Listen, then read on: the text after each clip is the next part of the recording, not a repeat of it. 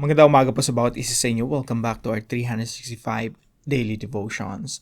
Gusto ko po nang batiin si Cristeta, Ma'am Cristeta, Ate Daisy, no, sa Davao, Lizelle, Ernesto, Ray, Benji, William, Ching Cervantes ng Valenzuela, Blen, Norma, and Chris.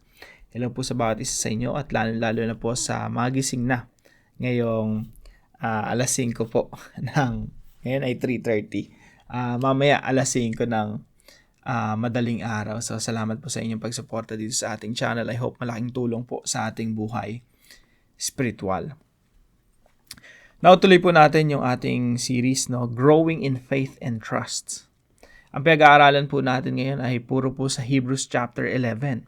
Kasi doon po nakalista yung mga tao sa Old Testament, mga faithful people na talagang namuhay ng may pananampalataya sa Diyos. So, I hope marami po tayong matutunan dito sa Hebrews chapter 11, Growing in Faith and Trust.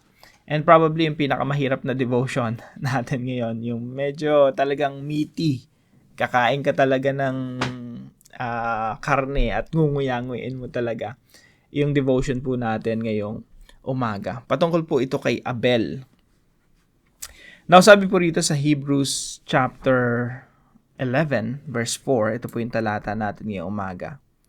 By faith, Abel brought God a better offering than Cain did. But by faith, he was commended as righteous when God spoke well of his offerings. And by faith, Abel still speaks even though he is dead. Sa Tagalog po, sa pananampalataya, si Abel ay nag-alay sa Diyos ng higit na dakilang handog kaysa kay Cain. Sa pamamagitan nito ng pananampalataya, siya ay pinuri bilang matuwid at ang Diyos ang nagpapatotoo sa pamamagitan ng pagtanggap sa kanyang mga kaloob. Patay na siya, gayon may nagsasalita pa sa pamamagitan ng kanyang pananampalataya. Now, yung background po nito, no, matatagpuan po natin ito sa Genesis. Sa mga unang pahina ng Genesis, ito po ay patungkol kay Abel nung siya po ay pinatay ni Cain. Dahil po sa kanyang alay, siguro matindi yung inggit ni Cain na yung alay ni Abel na tupa, pinakamainam na tupa, ay tinatanggap ng Diyos.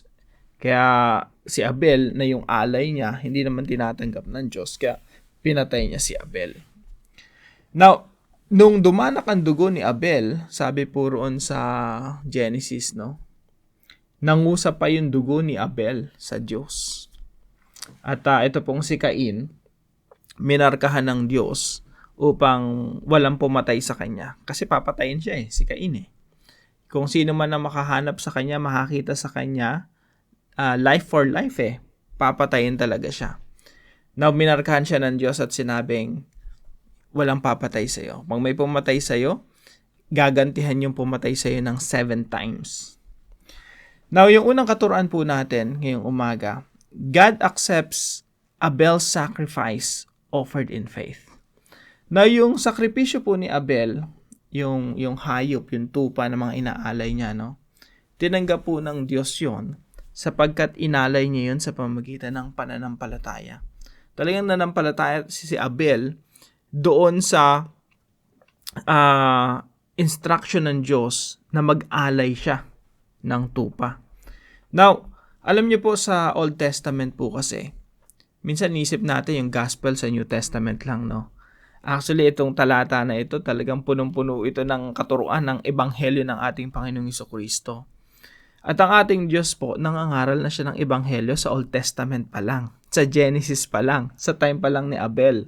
At makikita nyo nga rin po dito sa Book of Hebrews na ang ating Diyos ay nangaral ng ebanghelyo kay Abraham in advance. So, yung ebanghelyo po, wala po yan, hindi po yan sa New Testament lang. Yan po ay nasa Old Testament din.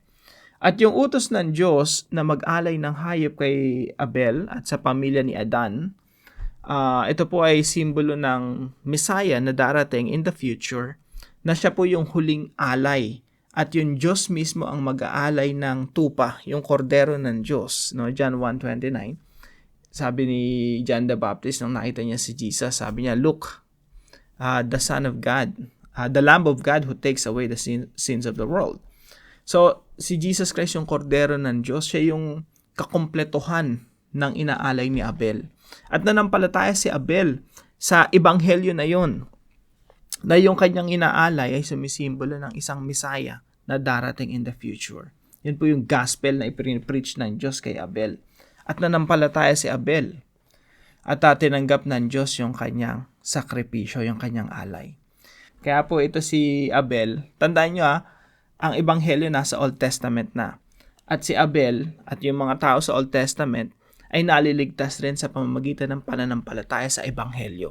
Sapagkat walang ibang kaligtasan sa Bible at sa buong mundo at sa kasaysayan ng history ng tao maliban sa pamamagitan ng pananampalataya sa ebanghelyo ng ating Panginoong Jesucristo. Number 2 po, God commends Abel's faith and considered him righteous. Sabi po rito, by faith, sa pamamagitan ng pananampalataya ni Abel, he was commended as righteous. Pinupuri pa siya ng Diyos, itong tao na to. Sa Tagalog kasi pinuri, bilang matuwid. He was commended. Righteous, banal ka na, Abel. Not because of your works, but because of your faith in the gospel. Si Abraham din, dahil sa kanyang pananampalataya, tinuring rin siyang banal, righteous, matuwid. So, that's number 2, no? God commends Abel's faith, hindi po works. Hindi po tayo nagiging matuwid just because we are working towards righteousness. Nagiging matuwid tayo dahil sa pananampalataya natin sa Panginoong Jesucristo na siyang naging matuwid para sa atin. At ang Panginoong Jesucristo ay namatay doon sa krus, ibinuhos niya yung kanyang sariling dugo na nangungusap sa Diyos. Yung dugo ng Panginoong Jesucristo was better than the blood of Abel. Nasa Hebrews po yun, chapter 12, verse 24. Yung dugo ng Panginoong Jesucristo ang nagpabanal sa atin, kaya tayo tinuturing na matuwid. Yung dugo po ng Panginoong Jesucristo na nabuhos sa krus ang siyang naglinis sa atin na matatanggap lang natin sa pamamagitan ng ating pananampalataya. Kaya po ang kaligtasan po, ito po ay sa pamamagitan ng pananampalataya sa ginawa ng Panginoong Jesucristo doon sa krus. Never po ito makakamtan sa pamamagitan ng ating mga gawa. Kaya sabi po rito, by faith, he was commended as righteous. Itinuring siyang matuwid dahil sa kanyang pananampalataya. And number 3 po, God hears Abel's blood speaking to him.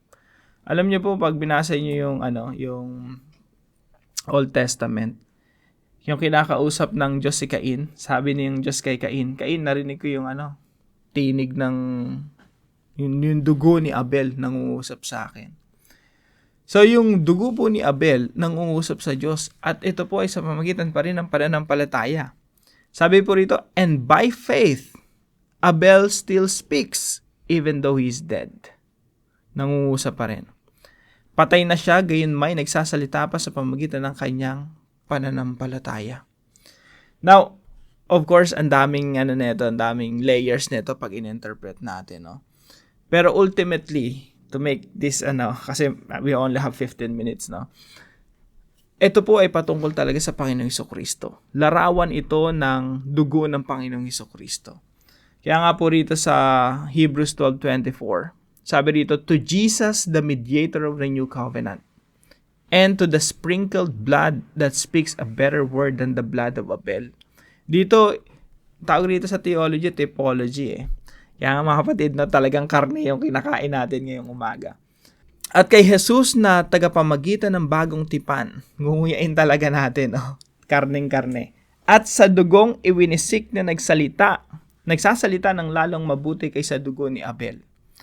So, para mas mabilis maunawaan po, si Cain po, minarkahan ng Diyos na Cain, hindi ka napapatayin. And I think, yung dugo ni Abel, may kinalaman doon. I'm not sure kung anong sinabi ng dugo ni Abel, no? Maybe the blood was crying for vengeance or maybe for forgiveness. Pero I'm sure na ang Panginoong Jesucristo, yung dugo ng Panginoong Jesucristo nangungusap sa Diyos at tayo ay parang si Cain din na tayo yung naging sanhi kung bakit namatay at nagbuhos ng dugo ang ating Panginoong Jesucristo Pero yung dugo ng Panginoong Jesucristo nangungusap doon sa Ama, sa Diyos Ama, at sinasabing, yan si Russell, pinatawad na. Hindi na kailangan parusahan pa. Hindi na kailangang dumanas pa ng paghahatol. Ikaw at ako na nananampalataya sa Panginoong Jesucristo, tayo ay pinapakiusap na ng dugo ng ating Panginoong Jesucristo sa harap ng Diyos Ama at sinasabi araw-gabi, minu-minuto na ikaw kapatid ay pinatawad na. Ikaw ay nilinis na ng dugo ng Panginoong Jesucristo. At dinidinig ng Diyos yon. God hears the blood of the Lord Jesus Christ speaking on our behalf. Kaya po ilang application po mula sa mga talatang ito. Number 1 po, grow in faith and trust in the sacrifice of Jesus. Tayo po mga kapatid, hindi natin na-discover o naunawaan lang ng ginawa ng Panginoong Jesucristo doon sa krus ng Kalbaryo. Ito po ay patuloy na inuunawa, and we keep growing in faith and trust in what Jesus Christ did on the cross.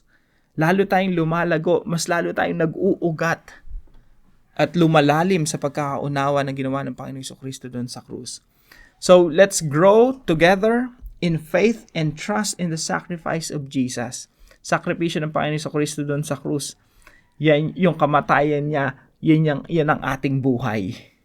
At kailangan nating lumago sa ating pananampalataya sa Kanya at sa ginawa niya doon sa krus. Number 2 po, put our faith in Jesus and be considered righteous.